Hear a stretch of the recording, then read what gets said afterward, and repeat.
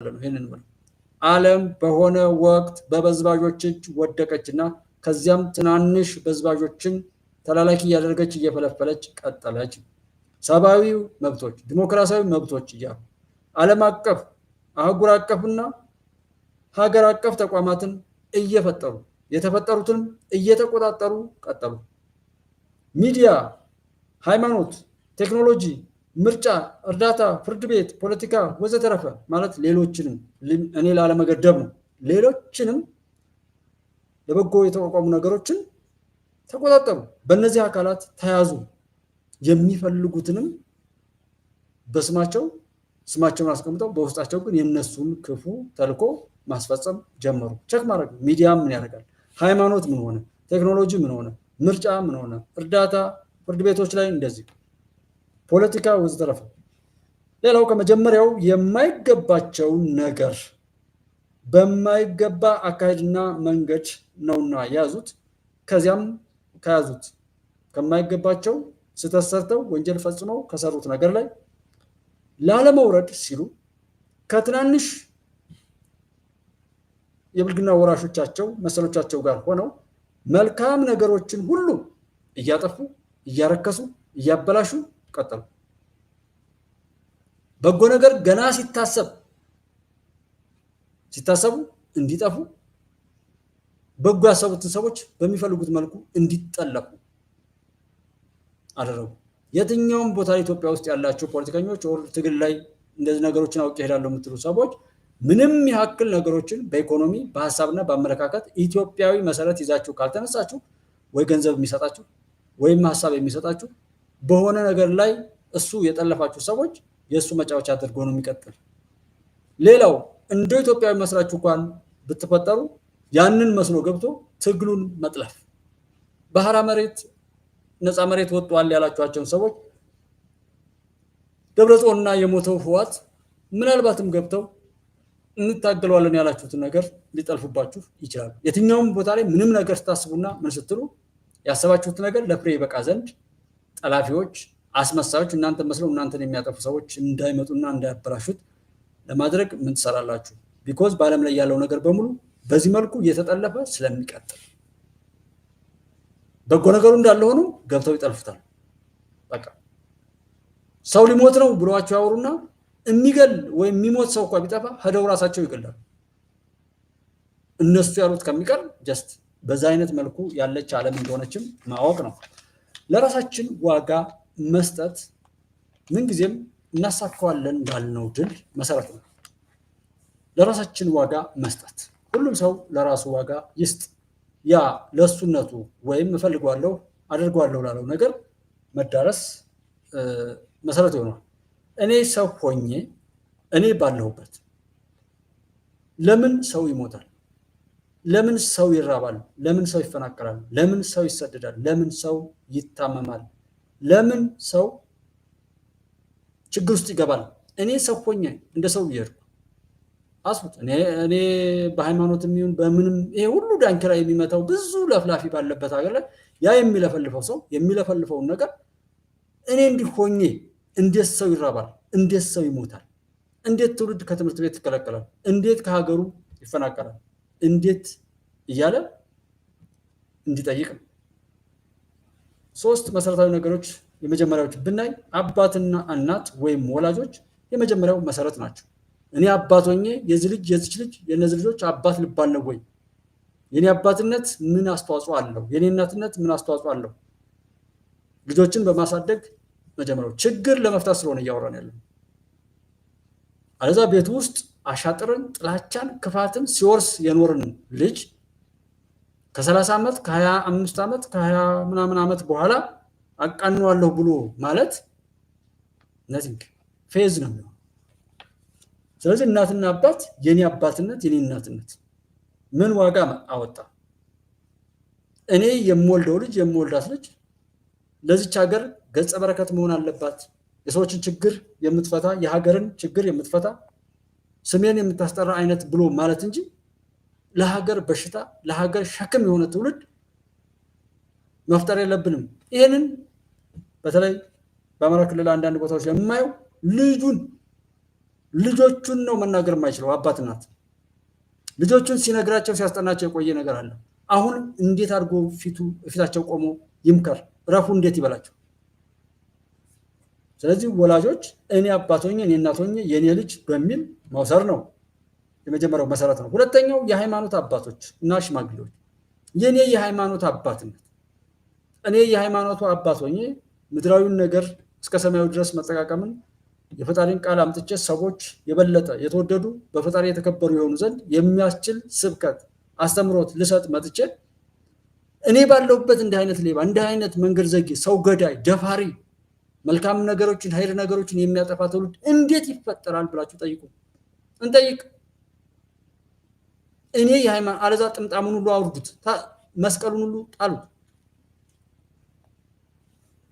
ትውልድ ላይ የሚታተም መስቀል፣ ትውልድ ላይ የሚታተም ቁርአን፣ ትውልድ ላይ የሚታተም ኪታብ ነው እንድታስተምሩ የመጣችሁት።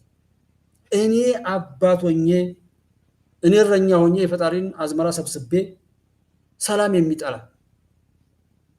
መረዳዳትን የሚጠላ መዋደድን የሚጠላ አብሮ መሆንን የሚጠላ ችግርን የሚወድ ጦርነት የሚያስደስተው ዘለፋ ምናምን እርቃንን መሄድ የሚያስደስተው ዝሙት ምናምን የሚያስደስተው ስርቆት የሚያስደስተው ሙስና መስጠትም ሆነ መቀበል የሚያስደስተው በየሄደበት እርኩሰትን በድፍረት የሚያደርግ ትውልድ ሲፈጠር እኔ የት ነኝ? የመጀመሪያው እናትና አባት፣ ከዛ ቀጥሎ የሃይማኖት አባት፣ ከዛ ሽማግሌዎች።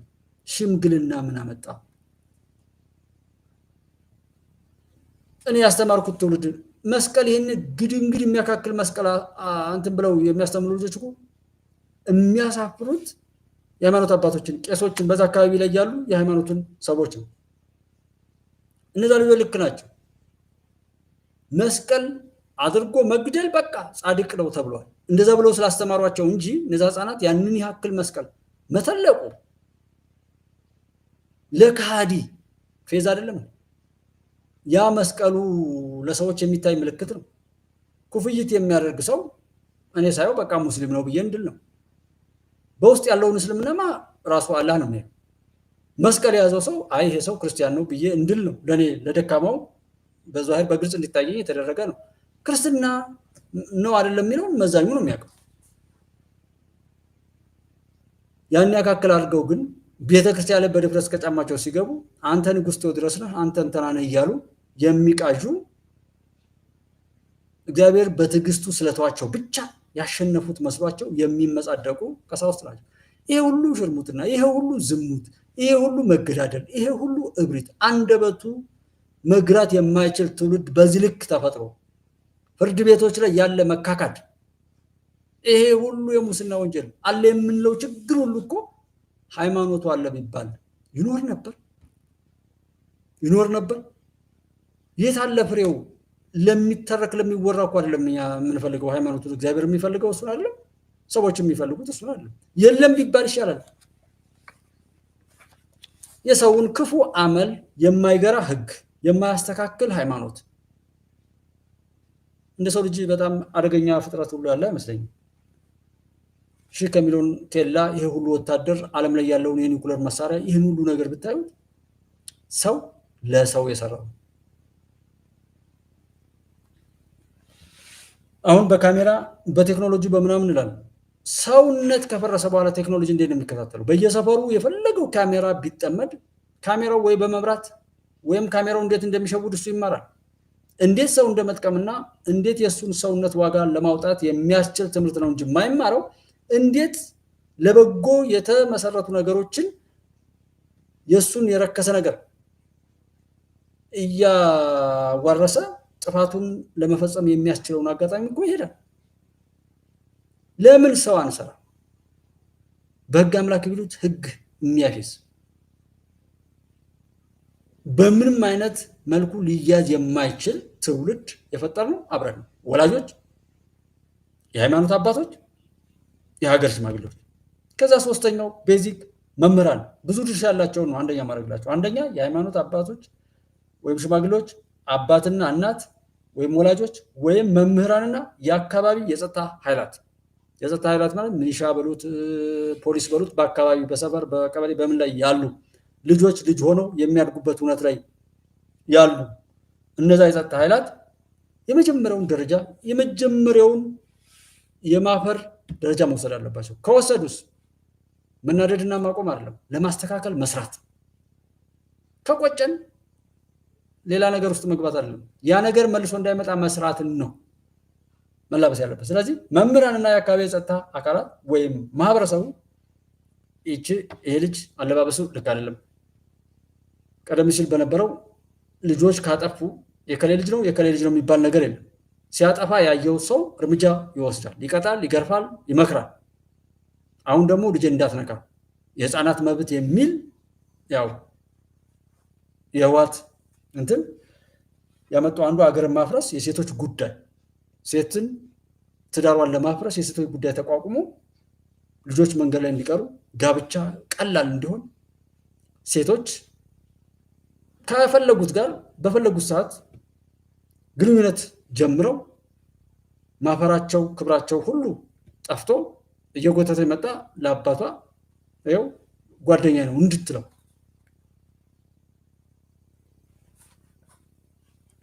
ከዛ አቀለልን ማለት ነው። ሰው ሲያገባና ሰው ሲወለድ ለምንድን ነው ያን ያህል ዳንኪራ የሚመታው? ትዳር ክቡር ባይሆን ያ ሁሉ ጭፈራ ያ ሁሉ ዳንኪራ ምን አስፈለገ? ሰርግ ለምን አስፈለገ? ዋጋ ባይኖረው ኖሮ ያን ያህል ጭፈራ ባላስፈለገ ነበር። አረከስ ነው፣ ስሜት አጠቃል፣ ሁሉንም ነገር አላላ ነው። ለኛ ጥሩ መሆን፣ ለሰው ልጆች በጎነት፣ ለሰው ልጆች አስተዋይነት፣ ለሰው ልጆች ስኬታማነት ተብለው የተሰሩ ነገሮች ሁሉ እንዲፈርሱና እንድንፈርስ ነው የተደረገው። ህጉን በተውነው ቁጥር እኛንን የምንፈርሰው እኮ ህጉም አለ፣ ላከበረው ይከበርበታል። የሃይማኖቱም ቃል የትኛውም ቦታ ላይ ያከበሩት ይከበሩበታል። ጽድቅን የሚፈልጉ ይጸድቁበታል። ሃይማኖት ሀገር መንገድ ለኖረበት ነው። ሀገርም ለኖረበት መንገድም ለሄደበት ሃይማኖትም ለተጠቀመበትና በዛ ለተረማመደበት ነው። ምንድን ነው ስናደርግ የቆየ ነው ብዬ የምጠይቀው? ብዙ ሰው ፍርድ ቤት ላይ ሙስና አለ፣ ንግድ ላይ እንደዚህ አለ፣ ኬላ ላይ እንደዚህ አለ። ከየት ነው የመጣ ያ ሰው? ትምህርት ላይ መኮራረጅ ምናምን። ህግን እናክብር እውነትን እናገር ሲባል እኮ እኔ እኮ አሁን እዚህ 1 ዓመት ከምናምን እያወራው ነው። በቃ አብራችሁን ያላችሁ እውነት የምትወዱ ቢረዝም ምን ቢልም የህንድ ፊልም 3 ሰዓት ያህል በሸር ላይ ሸር በተንኮል ላይ ተንኮል የደራረበ የሰዎችን ህይወት እንዴት ማጥፋት እንደሚችል የሚያስተምሩ የቃና ምናምን እና ሌሎች ፊልሞችን ሰው ያያል። ኢትዮጵያዊ ፊልሞች ተስፋ የሚያስቆርጡ ከልቅሶ ላይ ልቅሶ የሚያሳዩ። እኔም ማውራው ያለ ወቅቱ ስለሆነ ነው። ሰው በብደቱ ላይ እስከ ጥፋት ለመሄድ ወስኗል። ግን የጠፋ ነው ሌላ ጥፋት ላለመጨመር ዛሬ ላይ ሀቀኛ ሰው ቢገኝ ነው መገረም ያለብን። የትምህርት ስርዓቱ ላይ ወረቀት የሚሸጥ ወረቀት የሚገዛ፣ ፖሊሱ ሚሊተሪውን የሚያከራይ ክላሹን አከራይቶ ዝርፊያ የሚፈጽም፣ ማህተሞች በየቦታው እንዳሸን የፈሉበት፣ ደረሰኙ ማንኛውም ዛሬ እኮ ጽንፈኛው ፋኖ ምናምን ደረሰኝ ቆርጥላቸዋል። መታወቂያ ስንት ነው? በህጋዊ መልኩ በተለያዩ ቦታ ላይ አላገኝም መታወቂያ። ዛሬም እኮ አለ። ክብሩን ጥሎ ረግጦ አጥፍቷል። ነውሩን ራሱ ላይ ቆልሎ እያከበረ በነውሩ ላይ ሲሄድ አያፍርም። ስንት ብር ነው የምትሰጠኝ ይላል። የሚሰጠው አያፍርም፣ የሚቀበለው አያፍርም። ተለማምደነዋል። ሱስ ባህል ሆኗል። የሀገር ሱስ፣ የሲጋራ ሱስ፣ የጫት ሱስ፣ የመጠጥ ሱስ ምናምን ነው አሁን አገር እያፈረሰ ያለው። የወሬ ሱስ፣ የጥላቻ ሱስ፣ የማፍረስና የመፈራረስ ሱስ፣ የምቀኝነት ሱስ፣ የገዳይነትና የተገዳይነት ሱስ በየትኛውም ቦታ ላይ የኔነትና ራስን ለማጥፋት የእሳት ራት አይነት ሁነት ሱስ ሆኖታል። ሰውን ካላማ፣ ሰውን ካልገደለ፣ ሰውን ካላገዳደለ፣ ሰዎችን ካላጣጣለ የሱ ስኬት የማይታይ አብሮ መቆም እንደ ነውር፣ እውነትን ማውራት፣ እውነትን መስማት፣ እውነትን መኖር እንደ ኃጢአት እንደ ሐራም የሚቆጠርበት ትውልድ ላይ እኮ ነው ያለው። ይህን የምናገረው ወዶ ውሎውን እንዲጠይቅ ነው። ሰው ራሱን ሰው መጠየቅ እና መሪዎች ይህ እንግዲህ መሪዎች ያው መምህራን ይህንን ካደረግ መምህራን፣ የአካባቢ የጸጥታ አካላት ወይም ማህበረሰቡ ያንን ነገር ባለቤት ብሎ ማለት ዛሬ እኔ እንድኖር ያላደረገኝ ሰው ለሀገር ሸክም መሆን አይቀርም።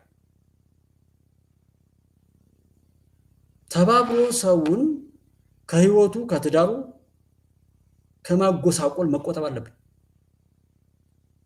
ትዳር ለማፋታት ተደራጅቶ በተለይ የባልና የሚስት ቤተሰቦች ወይ የሚስት ቤተሰቦች ወይ የባል ቤተሰቦች ትዳር እየበተኑ ያሉት አሁን እኛ ሀገር ውስጥ ቤተሰብ ናቸው። የልጆቻቸውን ትዳር የሚበትኑ ቤተሰቦች አሉ። ዛሬ ቸክ ማድረግ ትችላላችሁ።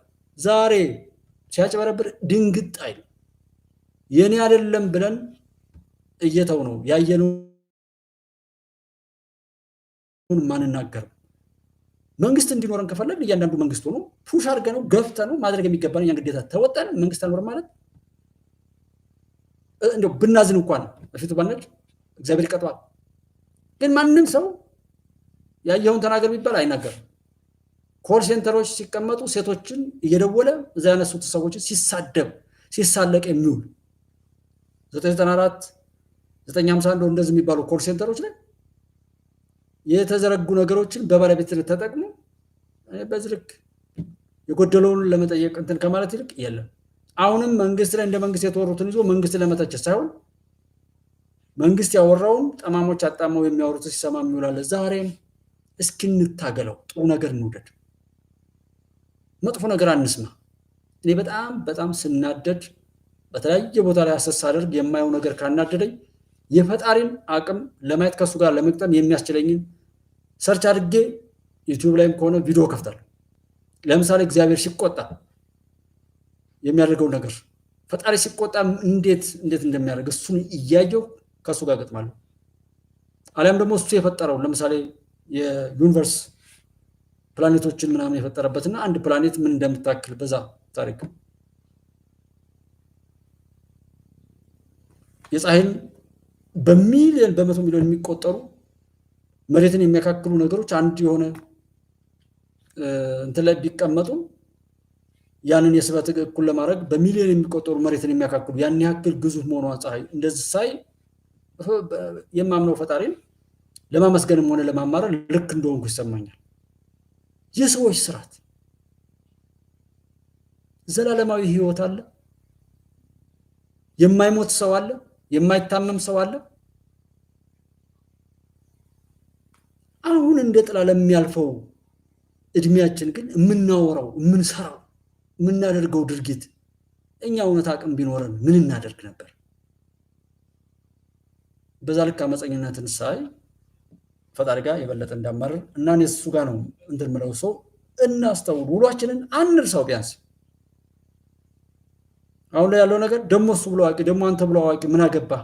ጠቅላይ ሚኒስትሩ የምስጋና ቀን ብለው የመጀመሪያ እንደመጡ ጳጉሜ አካባቢ ነው የምስጋና ቀን ብለው ምን አገባው ጠቅላይ ሚኒስትሩ ፈጣሪን የሚያመሰግን ብለው የተቃወሙ አሉ። በዚህ ልክ ነው ሰው ጋጠወጥ ሲሆን ማንን እንደተቃወሙ እንኳን አላወቀም። እኔ ላላመሰግነው እችላለሁ፣ ግን ሰው ቢያመሰግነው ፈጣሪ ምን ችግር አለው? እኔ ሙስሊም ላልሆን እችላለሁ፣ ግን ሙስሊሞች ምን አለ ሙስሊም እንዲሆኑልኝ ነው የምፈልገው። እና እኔን ተቀበል እስካለ ክርስቲያኖች ያ ግብይት ከፈጣሪ ጋር ያለን ግንኙነት መለኪያ እኮ ነው። የኛ ሀገር በየህርንበት የሚያሳፍር ታሪክ ለመጻፍ ራስን ለማስመለክ የራስን ነውር በሌሎች ላይ ለመጫን ፖለቲካው እኔ ያልኩት ካሉ ሐሳቡ እኔ ያልኩት ካሉ ወርዶ ተዋርዶ ሌሎችን ለማዋረድ የሚተጋ የሚበዛበት የወራዶች ሂደት ሚዲያው ላይም የትኛው ላይ እንደዚህ በጭፈራ በዳንኪራ ምን ውጤት አመጣው? እኔ ጋር 10 ደቂቃ አንድ ሰዓት ተኩል በእንትብል አቨሬጁ 23 ደቂቃ ነው የሚለው ዩቲዩብ ሪካርዱ 23 ደቂቃ ከታየ ያው ጥሩ ታይቷል ማለት ነው። ግን እስከ 10 ደቂቃም አይታይም አቨሬጁ። እኔ ግን እረጋጋለሁ። ሰዎች ግን ለመማር እየፈለጉ እንዲጎዱ አልፈቅድም። አልማር ካሉ ደግሞ እንዲያመልጡ አልፈቅድም።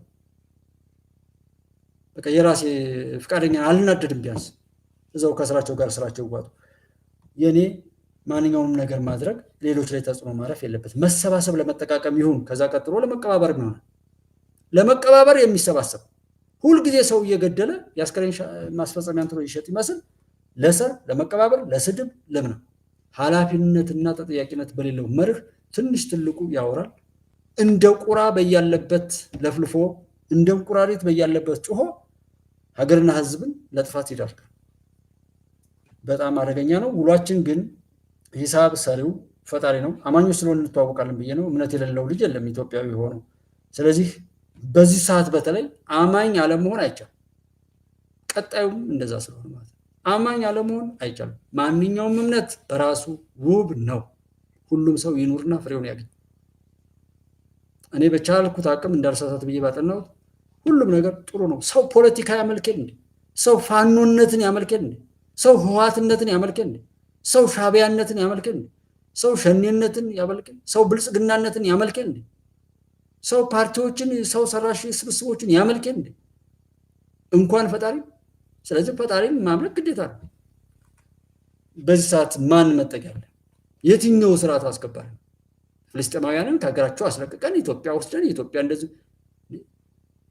የዓለምን እኮ ጋጥ ወጥነትና የመጨረሻ መጥፋት ያለባት ዓለም ላይ መሆናችንን ነው የሚያሳይ እኮ። የትራምፕ የህዳሴ ግድብ ዓለም ባንክ ሆነ ሌላው እንዳይሰጥ ተደርጎ በሀገራችን ላይ የሁሉ ጣጣ እየደረሰን ሁሉ መከራ እያሳዩን ጭራሽ እኔ ነኝ የገደብኩት አሜሪካን የገደበችው አሜሪካ ብትገድብ ነው እኛ የምታኖረው። እንዲህ አይነት ፌዝ በጣም በጣም ሌላ ጣጣ ያመጣል። ግን እውነትን ያዙ። የእውነት ባለቤት ሁሉን ስራ ይሰራል። ማንም በሆኑ በፈረጥም ችግር የለም። እይድህን በብዝሃ ሰራዊቱ ንጉስ እይድህን በብዝሃ ሰራዊቱ የሚላል። ንጉሶች በሰራዊት ብዛት በቅንጦት በምናምን በስልጣን የሚተርፉበትም ነገር የለም። ከመጣ መጣ ነው። እኛ ለሱ አልመች ብለን ነው። የኛ አካሄድ ፈጣሪን ለመጋበዝ የማይመች ስለሆነ ብቻ ነው እዚህ ሁሉ የደረስነው ማለት ነው። መሪዎች፣ ነጋዴዎች፣ ተቋማት ለምሳሌ የትምህርት ተቋማት፣ የጤና ተቋማት፣ የፍትህ፣ የፖለቲካ፣ የልማት፣ የሃይማኖት፣ የባህል፣ የቴክኖሎጂ ወዘተረፈ የተቋቋሙለትን ዓላማ አውቀውና አስበው ቢሰሩ ይከበራሉ፣ ያስከብራሉ፣ ይጠቅማሉ፣ ይጠቀማሉ፣ ወደ ከፍታቸው ይወጣሉ። ለምሳሌ ሁሉም ዋጋ ቢያወጣ ምንድነው የሚባሉ አንዳንድ ቦታዎች ላይ ታችሁ ከሆነ ራዕይና ተልእኮ የሚላል። ራዕያችን እንድንድ ነው፣ ተልእኳችን እንድንድ ነው። አያውቀውም፣ ምን እንዳወራ የማያውቀውም። የሚጠይቅም ትውልድ እነዚህ ተቋማት የተፈጠሩ ትውልድ እንዳይጠይቅ ሰው መሆኑንም ፈልጎ እንዳያገኘው ተደርጎ እንዲቀበርበት ባህሉም ሃይማኖቱም ሁሉ ነገሩም ለነዛ ሰዎች መጫወቻ ሆኖ እንዲኖር ነው የተሰራው። አሁን ከሌለ ብትል ከሌ አይደለም ይላል። እነሱ ያሉትን ነው የሚያወሩ። ተሰብስበው ነው በእኛ ማንኛውም ኪሳራ ላይ የሚሰሩት። ያ ቅጥራቸው ነው።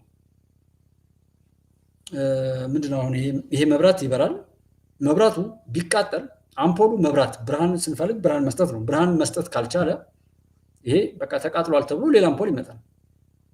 የኛ ሀገር በቀቀኖች የፖለቲካ ፓርቲ የሁሉም ቦታ ላይ እስከዛሬ የተገለጡትን ብቻ ብትወስዷቸው ነገ የሚገለጡ ይኖራሉ። ለኢትዮጵያ መውጊያ ናቸው። የሙቀጫ ልጆች ያሉት ኢትዮጵያን ካልወቀጡ ኢትዮጵያን ካላከሰሩ በስተቀር ስራ ሰራን ብለው የማያምኑ ብኩኖች ማለት ነው። ስለዚህ እዛ ነገር ላይ ላለመግባት ጥረት ማድረግ። ለምንድነው እንደዛ የሚሉት? ያላስለመዱን እንዴት ብለን ጠይቃለን። ኢትዮጵያዊነትን ማጥፋት አይችሉም። ከዚህ በኋላ ምንም ነገር ቢያደርጉ ፕሮፌሰር ብርሃኑ ነጋ የትውልድ ቀራጭነትን ተቀብሎ ያንን አደራ ለመወጣት በሚችለው አቅም የተበላሸውን ሁሉ ነገር ለማስተካከል ሲጥር ፕሮፌሰር ብርሃኑ የተሰደበ ጀዌ ቀዌ የጥላቶቻችን ተልእኮ ትውልድ እንዲላሽቅ ማጥናት፣ መልፋት፣ መድከም እንደ ነውር እንዲታይ የሰሩትና ያለማመዱትን ፈተናውን ሰረቀ ሲባል የሚያደንቅ ዛሬም እሱን እየሰማ ራሱን የሚያበላሽ የሚያገማ አለ። ዛሬም የጀዌ ቀዌን በሽታ እየወረሰ ከጀዌ ቀዌ በላይ በሽተኛ የሚሆን ሰው ብዙ ነው። ለጀዌ የሚያጨበጭብ እጅ ለፕሮፌሰር ብርሃኑ ነጋ የሚቀሰርና የሚሳደብ አንደበት የትኛው ይፍረስ? እኛውን መቀጠልም እንፈልገው። የሚያስቀጥለንን የሚያሻግረንን ከወደቅንበት የሚያነሳንን ከታመምንበት የሚያድነንን ከተራብንበት የሚያበላንን እንፈልጋለን። ማንም ያድርገው ይሄንን እንደግፋለን። የራስ ጉዳይ ነው። እከሌን ደግፉ ሁሉም ሲደግፉ ያንን ነገር ወርሶ ወደ ራሱ አምጥቶ ባለቤት ሆኖ ሲያስቀጥለው ድኗል። አይ ያንን ደግሞ መስሎ ሲኖር ጠፍቷል። እሱም ብቻ እንዲያውቅ ነው አሁን እዚህ የምናገረው እንጂ ወደዚህኛውና ወደዛኛውና አይደለም። የሚያደርገው ሰው እያሰበ እንዲያደርግ እያሰበ እንዳይረሳ ብቻ። ጠቅላይ ሚኒስትር ዶክተር አብይ አህመድ ወጣቶች የማህበራዊ ሚዲያን በኃላፊነት ስሜት ሊጠቀሙ እንደሚገባ አሳስበዋል። ጠቅላይ ሚኒስትር ዶክተር አብይ አህመድ በቤኒሻንጉል ጉሙዝ ክልል የተለያዩ የህብረተሰብ ክፍሎች ጋር ውይይት አድርገዋል። ጠቅላይ ሚኒስትሩ ዜጎች ከቦታ ቦታ ተንቀሳቅሰው የመስራት መብታቸው ሊከበር ይገባልም ብለዋል። የዜጎች ነፃ እንቅስቃሴ ህገ መንግስታዊ እውቅና የተሰጠው ብቻ ሳይሆን ህገ መንግስቱ ሳይኖር ጭምር ቅድም ሲነሳ እንደነበረው ኢትዮጵያውያን በማንኛውም ጊዜ አንዱ ሌላው ክልል ሄዶ ሰርቶ በሰላም የመኖር ልምምድ አለን። ያንን መልካም ልምምድ ማጎልበት ያስፈልጋል። ሰዎች ከአንድ ክልል አንድ ክልል ስንቀሳቀስ ህግ እያከበርን መሆናችንን ለመሳሪያ ዝውውር ለኮንትሮባንድ የሚመች እንቅስቃሴ እያደረግን አለመሆናችንን እርግጠኛ መሆን አለብን። ህግ እስካከበረ ድረስ ግን ሰው በገዛ ሀገሩ መንቀሳቀስ መከልከል የለበትም። በቃ ሀገር ምንድነው ይሄንን ነገር ተቀብሎ ይሄንን ሰው የሞገተው ሰው አለ? ይሄንን ሰው የሚሰራውን ነገር የጠየቃለ የለም። ግን የአብነት ትምህርት ቤት መዝጋትን አያምንም። እነሱ ግን የገባቸው አንድ ነገር ቢኖር የዚህ ሰውዬ ጅማሮ ሲጥሉት የኖረውን ቆሻሻና በሽታ ሁሉ የሚያነሳ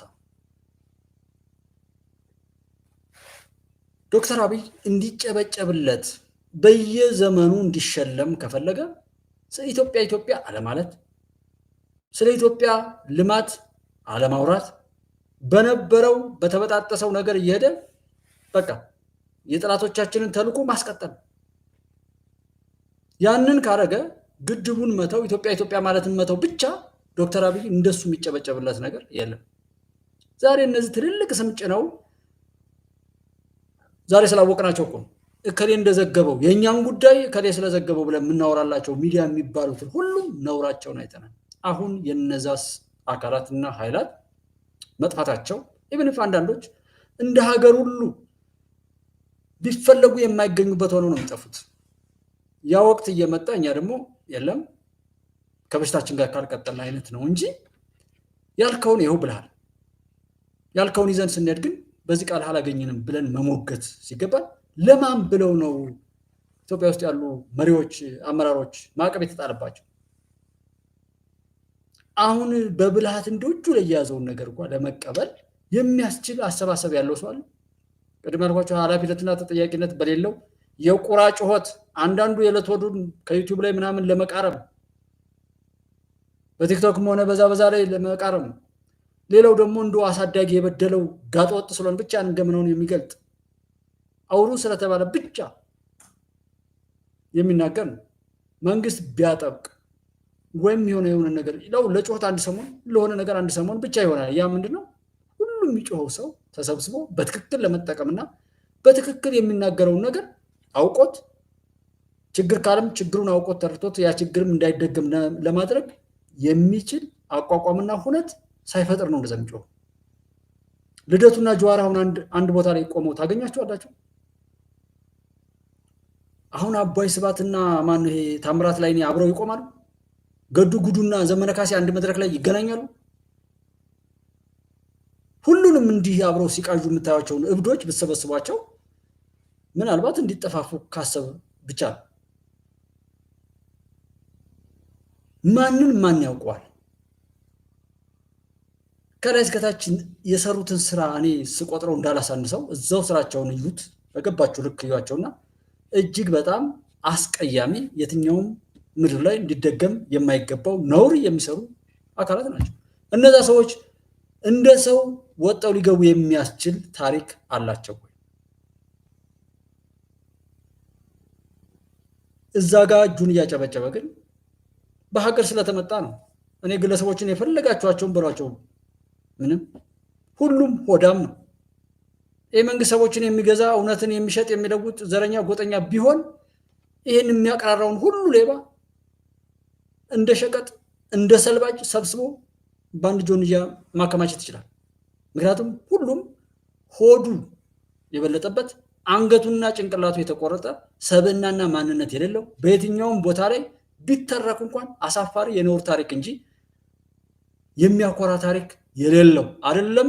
እሱ ታሪክ ሊሰራ አሻጋሪ ታሪኮችን የማያውቅ የማይሰማ የማይናገር የማያይና የማያስተውል ደንባራ ትውልድ ነው እየለፈለፈ ያለው። ይሄን ደንባራ የሚደግፈው ደንባራ የሆነ ሰው ነው። እውርን እውር ይመራው ዘንድ ከቶ አይችልም። ሁለቱም ወደ ገደል እንደሚወድቁ ይታወቃል። ገዱን ጃዋርን ገዱ መርቶት ነው።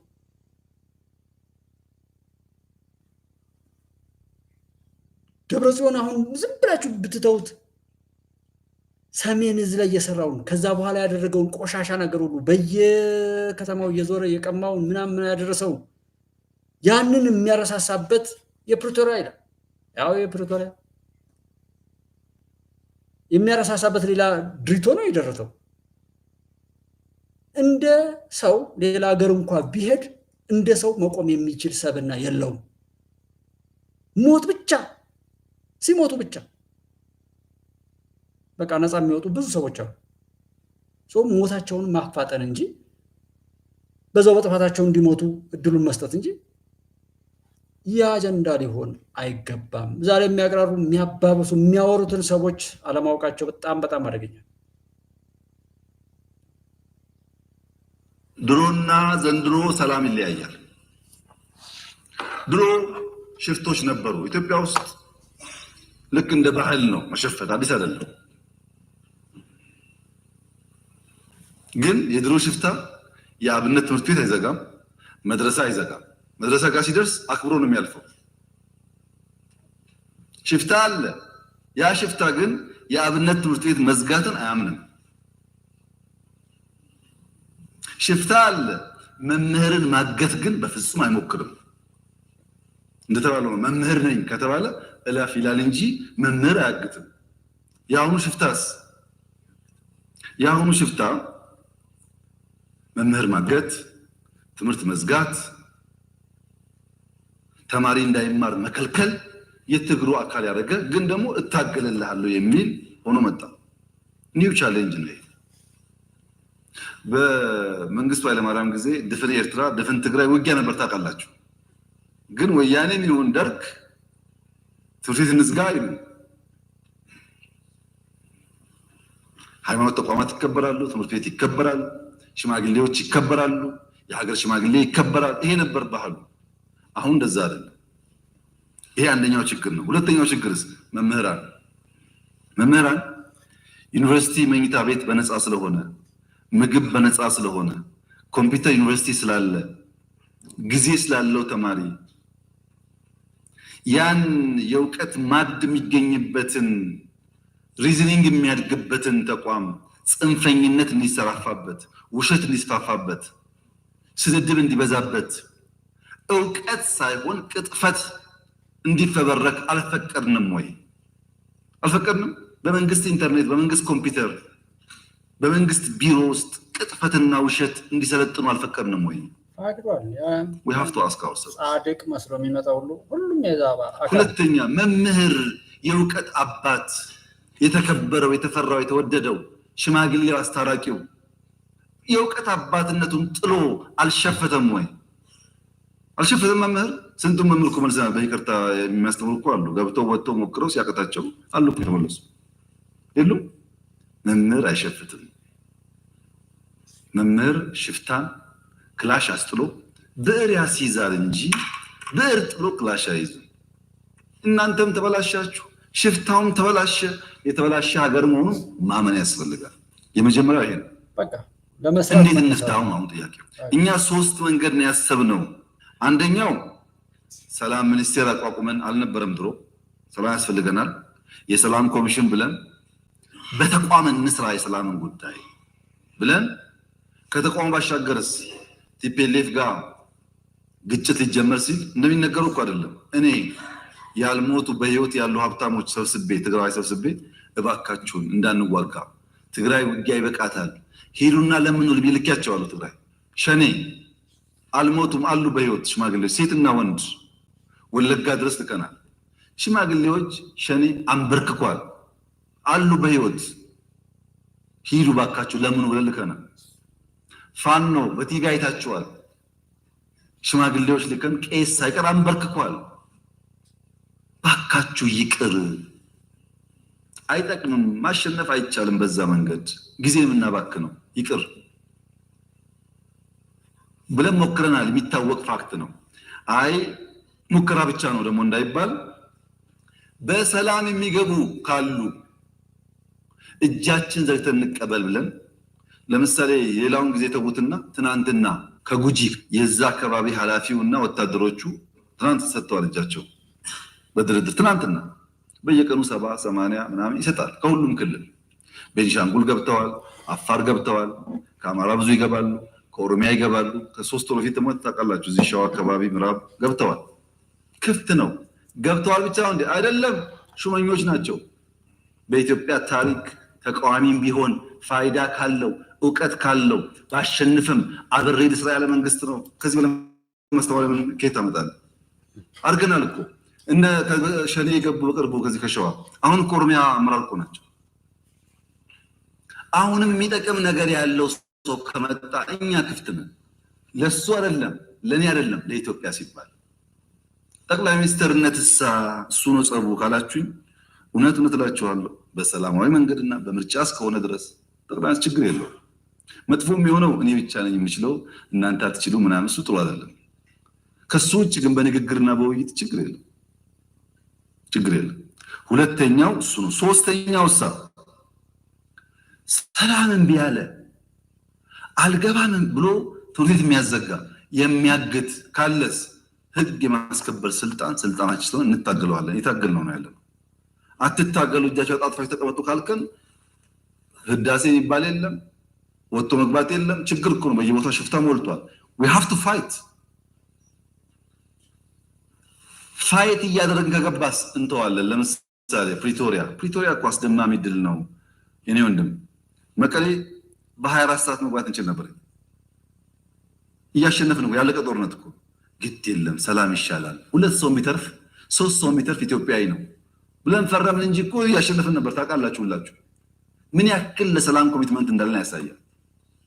በሰላማዊ መንገድ የተሻለ ሐሳብ የተሻለ አቅም ይዞ የመጣ ካለስ በደስታ አትጠራጠሩ። እሱ therefore ኢትዮጵያ ውስጥ ሰላም ያስፈልጋል። ለሰላም ማክሲመም እንሰራለን። ሰላም ፈልጎ ለመጣው እጃችንን እንዘረጋለን። ከመጣ በኋላስ የኛ አካል አድርገን አብረን እንሰራለን። ሀገሩ የሱም ጭምር ስለሆነ ወደ እናንተ ሲመጣ 30 ሚሊዮን ገደማ ማህበረሰብ አለ። መምህር፣ ቤተሰቡ፣ ተማሪው ምናምኑ ይሄንን እዳ እንዳይሆን ፍዳ እንዳይሆን ስራ ፈላጊ ስራ ያላችሁት ሳይሆን ስራ ፈጣሪ እንዲሆን